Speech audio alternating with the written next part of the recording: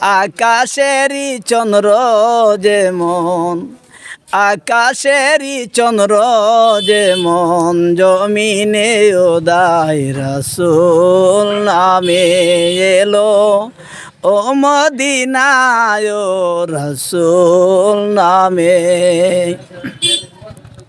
নবী যখন হিজরত করলেন মক্কা হতে মদিনাতে, ও নবী যখন হিজরত করলেন মক্কা হতে মদিনাতে,